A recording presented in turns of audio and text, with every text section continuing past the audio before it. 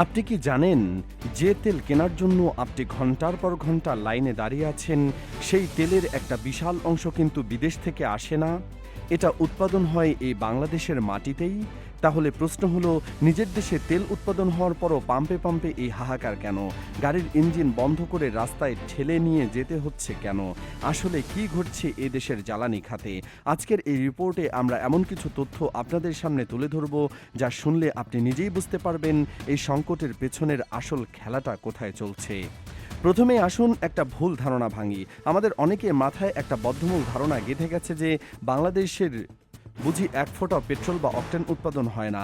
আমরা ভাবি আমাদের গাড়িতে যে তেল ঢালা হচ্ছে সেটা পুরোটাই হয়তো মধ্যপ্রাচ্য বা অন্য কোনো দেশ থেকে অনেক চড়া দামে কিনে আনা হয়েছে। কিন্তু বাস্তবতা একেবারেই আলাদা। বাংলাদেশের সিলেট অঞ্চলে যে গ্যাস ফিল্ডগুলো রয়েছে, সেখানে মাটির নিচ থেকে শুধু গ্যাসই ওঠে না, গ্যাসের সাথে সাথে উপজাত হিসেবে উঠে আসে একটা অত্যন্ত মূল্যবান জিনিস, যার নাম কনডেনসেট। এই কনডেনসেটই হলো এক ধরনের তরল হাইড্রোকার্বন, যা দেখতে অনেকটা হালকা তেলের মতো। আর এই কনডেনসেটকে যখন রিফাইনারিতে নিয়ে গিয়ে প্রক্রিয়াজাত করা হয়, তখন সেখান থেকে একেবারে জাদুর মতো বেরিয়ে আসে পেট্রোল, অকটেন, ডিজেল, কেরোসিন, এমনকি এলপিজি গ্যাসও।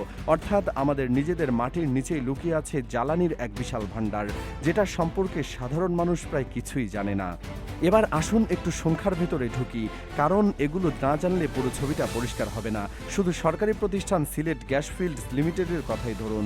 তাদের দুটি ফ্র্যাকশন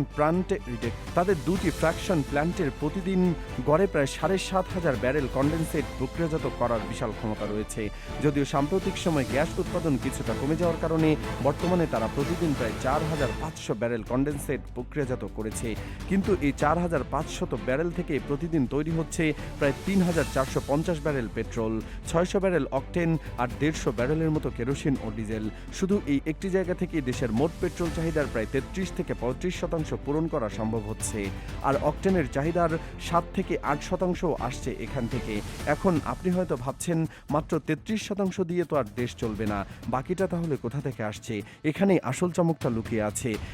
সিলেট গ্যাস ফিল্ড ছাড়াও দেশের আরও ৪টি বেসরকারি কোম্পানির রিফাইনারি রয়েছে, যারা একইভাবে কনডেনসেট থেকে জ্বালানি তেল উৎপাদন করে চলেছে দিনের পর দিন। এর মধ্যে ইস্টার্ন রিফাইনারি একটি বড় নাম। এখন যদি সরকারি আর বেসরকারি সবগুলো রিফাইনারির উৎপাদন হিসেবে একসাথে মেলানো হয়, তাহলে যে তথ্যটা বেরিয়ে আসে সেটা সত্যি অবাক করার মতো। দেশের মোট পেট্রোল চাহিদার প্রায় ১০০ ভাগই, হ্যাঁ ঠিকই শুনেছেন, প্রায় পুরোটাই দেশের নিজস্ব কনডেনসেট থেকে উৎপাদিত হয়।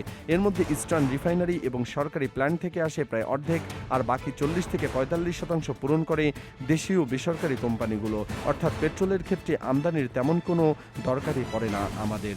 অন্যদিকে অকটেনের ক্ষেত্রেও আমাদের নিজস্ব সক্ষমতা মোটেও ফেলে দেওয়ার মতো নয়। বিপিসির সর্বশেষ হিসেব অনুযায়ী মোট অকটেন চাহিদার প্রায় ৬২% এখন দেশীয় উৎপাদন থেকে মেটানো হচ্ছে, যেটা আগে ছিল মাত্র ৩৮%। এই অগ্রগতি কিন্তু সত্যিই উল্লেখযোগ্য। তাহলে এখন সবচেয়ে বড় প্রশ্নটা এসে দাঁড়ায়, নিজেদের এত বিশাল উৎপাদন ক্ষমতা থাকার পরও তেলের পাম্পগুলোতে এই হাহাকার কেন? কেন সাধারণ মানুষ ঘন্টার পর ঘন্টা লাইনে দাঁড়িয়ে থাকতে হচ্ছে এই জ্বালানির জন্যই? কেন ময়মনসিংহ আর ঢাকার পেট্রোল পাম্প মালিকরা বলছেন, যেখানে আগে দিনে ৫-৬ হাজার লিটার তেল বিক্রি হতো, সেখানে চাহিদা হঠাৎ করে লাফিয়ে ২০-৩০ হাজার লিটারে গিয়ে ঠেকেছে? এই প্রশ্নের উত্তর খুঁজতে গেলে বেরিয়ে আসে আসল গল্পটা। আর সেই গল্পটা শুনলেই আপনার রাগ হবে। আসল গন্ডগোলটা বেঁধেছে একেবারে অন্য জায়গায়, যা আমাদের মানসিকতা এবং বাজার ব্যবস্থার গভীর ত্রুটির সাথে জড়িত। পাম্প মালিক সমিতির নেতারা যে তথ্যটা দিচ্ছেন সেটা খুব গুরুত্বপূর্ণ। তারা বলছেন, যে মানুষ আগে স্বাভাবিকভাবে ১ বা ২ লিটার তেল নিতেন, তিনি হঠাৎ করে ৫ লিটার, ১০ লিটার, এমনকি ১,০০০ টাকারও তেল কিনে মজুত করতে শুরু করেছেন। বোতলে করে তেল জমিয়ে রেখেছে অনেকে, ট্যাঙ্কি ফুল রাখছেন, যদিও তার হয়তো ১ লিটার তেলই সারাদিন চলে যেত। এটাকে বলা হয় প্যানিক বাইং বা আতঙ্কজনিত অতিরিক্ত কেনাকাটা। আন্তর্জাতিক বাজারে কোনো একটা ঝামেলার খবর আসলেই, যুদ্ধ পরিস্থিতির কথা শোনা গেলেই, কোনো কিছু যাচাই না করেই মানুষ ভেবে বসেছে যে কাল থেকে হয়তো আর পেট্রোলের ফোঁটাও পাওয়া যাবে না। ব্যাস, সবাই হুমড়ি খেয়ে পড়ছে পেট্রোল পাম্পগুলোতে। আর এই আতঙ্কের সুযোগ নিচ্ছে একদল অসাধু ব্যবসায়ী বা কালোবাজারি চক্র। তারা অবৈধভাবে তেল মজুত করে বেশি দামে বিক্রি করছে। অর্থাৎ তেলের দাম যেভাবে বাড়া হয়নি, সরবরাহ ছিল, তারপরও শুধুমাত্র এই আতঙ্ক আর কালোবাজারের কারণেই একটা কৃত্রিম সংকট তৈরি হয়েছে পুরো দেশ জুড়ে।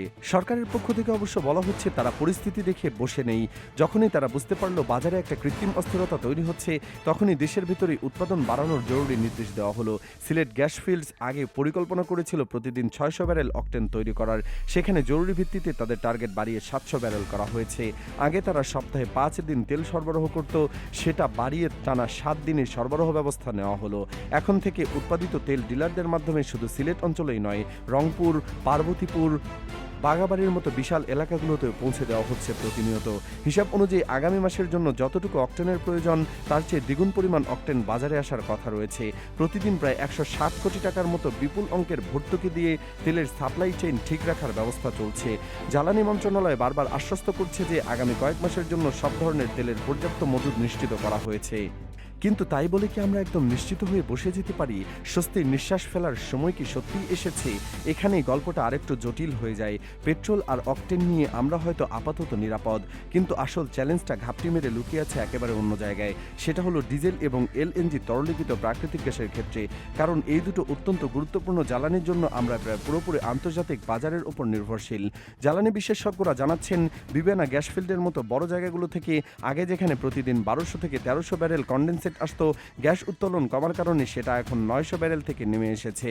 ফলে দেশীয় উৎপাদনের সামগ্রিক পরিমাণও কিছুটা কমেছে।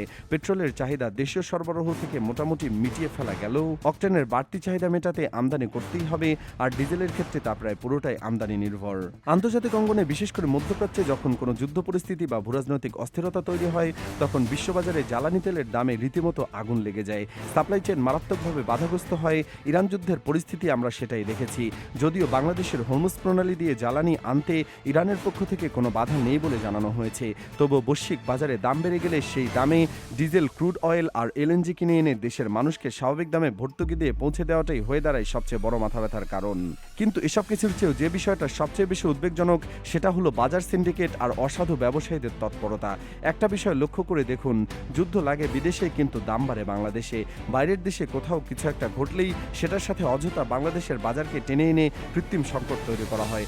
অসাধু ব্যবসায়ীরা এই সুযোগে তেল মজুত করে দাম বাড়িয়ে দেয় আর সাধারণ মানুষকে ভোগান্তিতে ফেলে নিজেদের পকেট ভারী করে।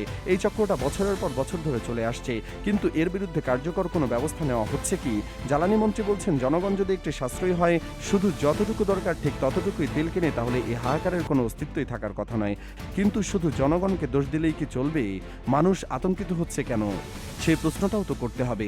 আসল কথা হলো, বাংলাদেশের পেট্রোল আর অকটেন নিজস্ব উৎপাদন ক্ষমতা এবং সরকারি মজুদের যে বিশাল পরিসংখ্যান আমরা দেখলাম, তাতে এই দুটি জ্বালানি হুট করে নিঃশেষ হয়ে যাওয়ার কোনো বাস্তবতা বা যৌক্তিক আশঙ্কা নেই।